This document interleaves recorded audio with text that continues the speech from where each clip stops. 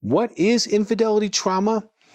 Well, first of all, if you're watching this and you've experienced infidelity, I want to first say to you, you didn't cause it. It wasn't about your age, your beauty, or your handsomeness, or anything in the relationship, because there's other ways to solve relationship issues other than infidelity. So I want you just to first take a breath. Dr. Weiss is not blaming you. Don't blame yourself. I've worked with thousands of couples that have experienced infidelity, and the spouse is not to blame.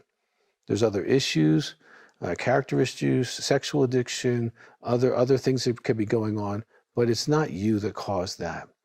Now, what happens, especially of the 5,000 women that I've worked with and men too that have been experiencing infidelity, is they're usually really good people. They don't even suspect it because they're good people. They're spiritually, emotionally, morally strong, and they push away. They see opportunities and maybe some temptations, but it's like, nah. I made my decision. I'm in this boat, no other boats. Okay. However, they tend to be all in. And when you're all in and you get hit with infidelity, it fractures all of you. Spirit, soul, body, the future, the present, and the past. It fractures all of you. Your heart is devastated.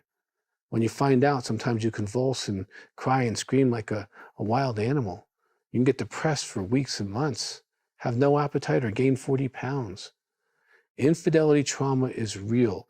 We call it partner betrayal trauma. And it's interesting. And I would strongly recommend you get this book or watch the DVD, download it.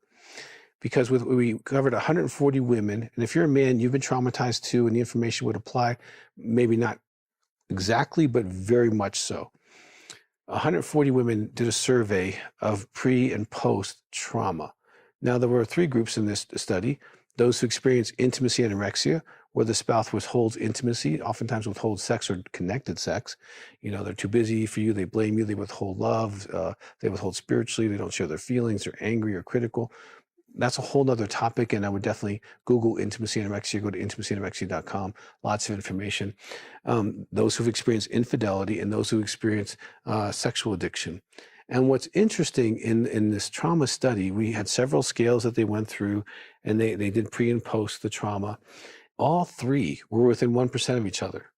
So when you've experienced infidelity or pornography addiction or intimacy anorexia, now some of you watching this experienced all 3.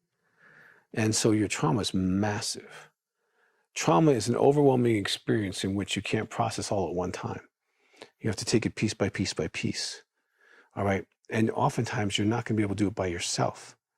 And oftentimes your resources are knocked back and you don't even have access to all of your resources to help you deal with the trauma.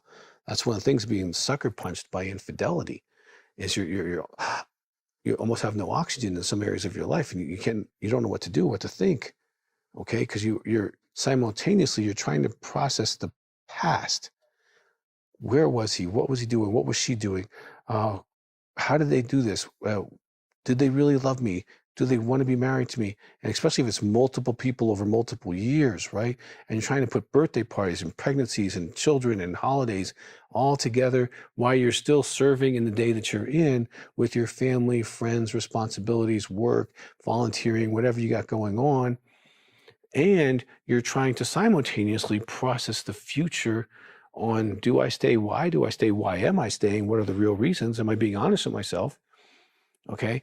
And you're going through all of that. And is it even reasonable to go into the future without him not getting any professional help or doing a polygraph to verify that this is the whole story? Because so many guys lie. I mean, even in my office, they fly in, you guys come in for 3 or 5 days and they do a polygraph on Monday, and 50% of the women are really surprised that they did not know the whole truth. About 50% of guys have told the truth and 50% have not. They think it was one woman and it was a bad summer 5 years ago, and it was 15 women, it was 2 weeks ago, and he's still talking to one of them. Okay, so you do need to understand the truth to probably process through the future.